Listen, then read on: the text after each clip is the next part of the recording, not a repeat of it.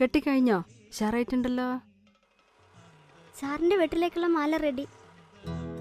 പഠിക്കുന്ന സമയത്ത് മാല കെട്ടാൻ നിൽക്കണോ? മോളെ പൂവെല്ലാം കെട്ടി വെച്ചില്ലേ? എപ്പോഴേ റെഡി. സന്ധ്യക്ക് മുമ്പ് പൂ കൊണ്ടുകൊടുക്കേണ്ടതാട്ടാ. ഇന്ന് ആരാ സാറിന്റെ വീട്ടിലെ അതിഥി? വലിയൊരു ബിസിനസ്സുകാരനാ. അവരെ കൊള്ളാണ്ട് നമ്മൾ രക്ഷപ്പെട്ടു പോകുന്നത്.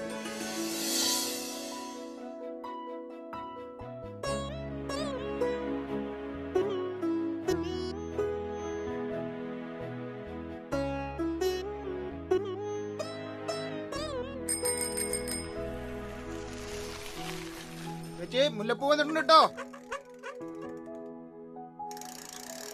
പൂവിനൊക്കെ എന്താ ഡിമാൻഡ് എന്നറിയോ?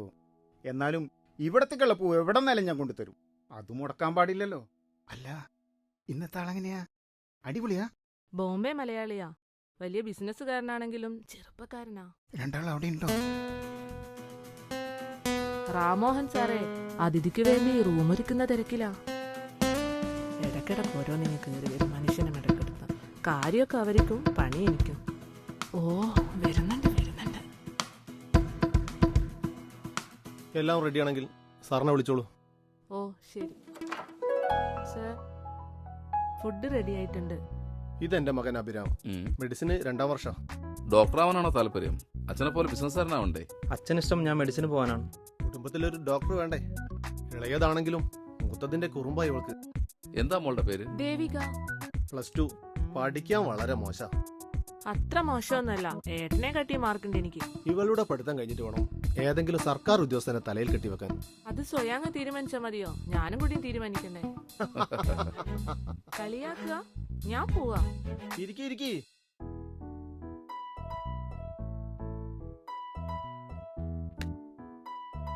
Thank you. മധുരിമ എന്റെ ഭാര്യ ആയതുകൊണ്ട് പറയല്ല, പേര് പോലെ തന്നെ ഇവളും മധുരം തന്നെയാ. ഞാൻ പറഞ്ഞത് സംശയമുണ്ടെങ്കിൽ സാർ ആ ജ്യൂസ് ഒന്ന് ടേസ്റ്റ് നോക്കി.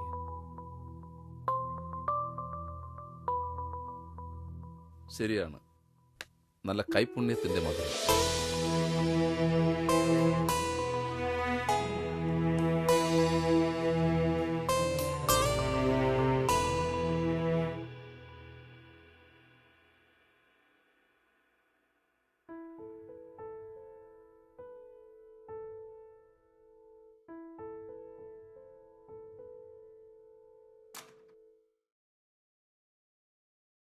നാളെ രാവിലെ ഈ ഡീൽ നടക്കുന്ന സമയം സ്വപ്നം കണ്ട് ഞാൻ കിടന്നോട്ടെ.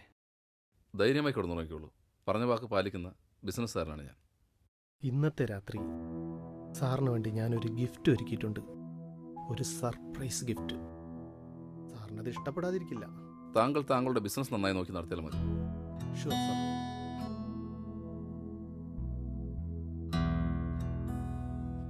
പഞ്ചനക്ഷത്ര ഹോട്ടലിൽ കഴിയുന്ന സാറിന് ഈ ഉള്ളവന്റെ സൗകര്യങ്ങളൊക്കെ തൃപ്തനാണ്.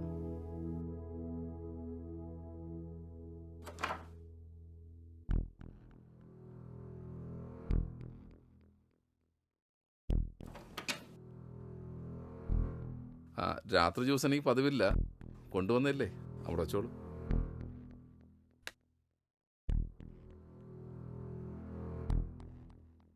ഡോക്യുമെന്റ്സ് ഒക്കെ റെഡിയാണ്. നാളെ സൈൻ ചെയ്യും.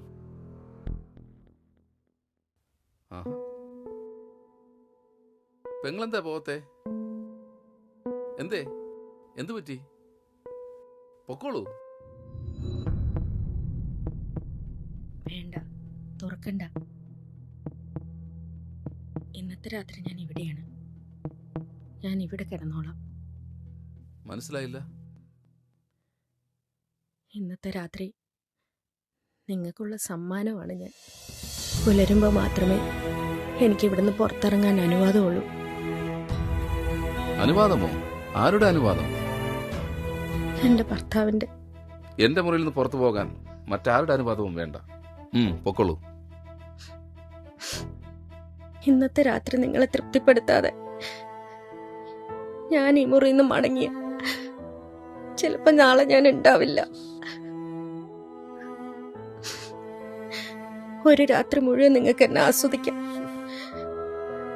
നാളത്തെ കോടികളുടെ ഡീലില് കുറവ് വരാൻ പാടില്ല. ഒരപേക്ഷയുണ്ട്. എന്നെ പെങ്ങളെന്ന് വിളിക്കരുത്. എന്നെ ഏൽപ്പിച്ച ദൗത്യം പൂർത്തീകരിക്കും അനുവദിക്കും.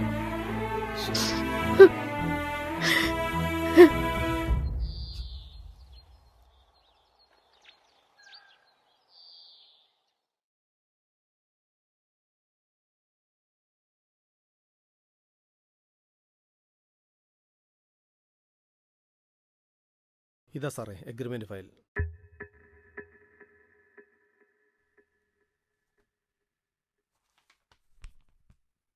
നോക്കാനൊന്നുമില്ല സാർ.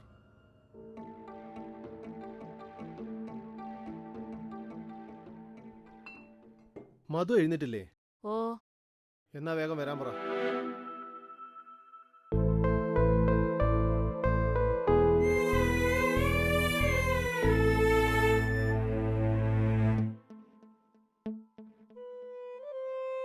ഞാൻ പറഞ്ഞില്ലേ സാർ, ഇവൾ വന്നതിന് ശേഷമാണ് എന്റെ കരിയർ ഉയർന്നത്.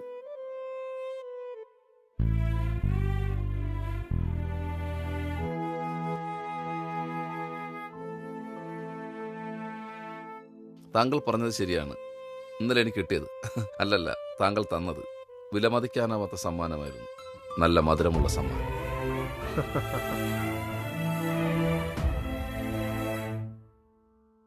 8 കോടിയുടെ ഡീലാണ്. അതിലൊരു നയാ പൈസ പോലും ഞാൻ കുറയ്ക്കില്ല. പക്ഷേ ഒപ്പിടുന്നതിന് മുമ്പ് എനിക്ക് കുറച്ച് ചോദ്യങ്ങളുണ്ട്. ചോദിച്ചോളൂ, എന്ത് വേണമെങ്കിലും ചോദിച്ചോളൂ.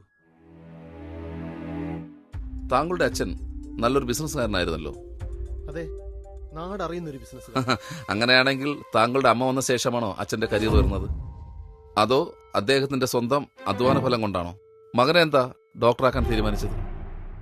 താങ്കളെപ്പോലൊരു ബിസിനസ്സുകാരൻ ആവണ്ടെന്ന് കരുതിയാവൂല്ലേ? താങ്കളുടെ മകളെന്താ ഒരു ബിസിനസ്സുകാരനെ കൊണ്ട് കല്യാണം കഴിപ്പിക്കാൻ ആഗ്രഹിക്കാത്തത്? ചിലപ്പോൾ താങ്കളുടെ മകളുടെ മിടുക്കിൽ മരുമകനൊരു കോടീശ്വരനാകുമെന്ന് കരുതിയാകും അല്ലേ? കൊണ്ടും കൊടുത്തും തന്നെയാണ് ഞാൻ വളർന്നത്. പക്ഷെ എന്റെ വളർച്ചയിൽ ഒരിടത്തും ഒരു പെണ്ണിന്റെയും കണ്ണീർ വീണിട്ടില്ല. കുറുക്കു വഴിയിൽ ഒന്നും സംഭവിച്ചിട്ടില്ല. ഇത് കേവലം ഒരു വസ്തുവല്ല, സ്ത്രീയാണ്. നിങ്ങളുടെ കുട്ടികളുടെ അമ്മയാണ്, ഭാര്യയാണ്.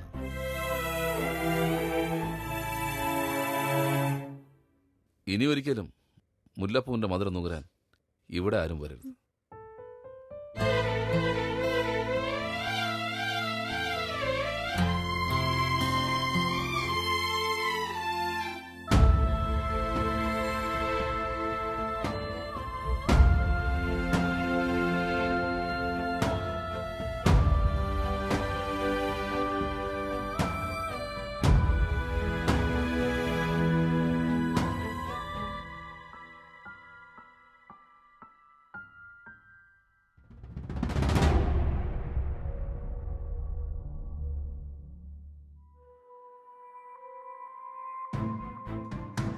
സാർ,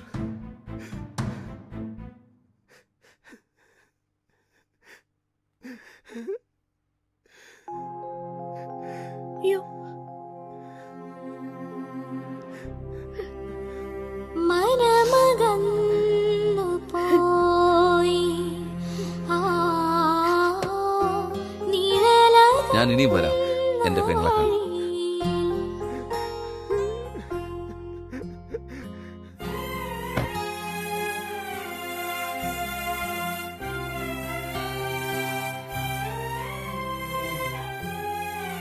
അന്നാദ്യമായി ആ മുല്ലപ്പൂ വാടിയില്ല. പിന്നീട് ഒരിക്കലും വാടിയിട്ടുമില്ല. എന്നോ നഷ്ടപ്പെട്ട എന്റെ പെങ്ങളുടെ ഓർമ്മകളുമായി ഞാനും യാത്ര തുടരുന്നു.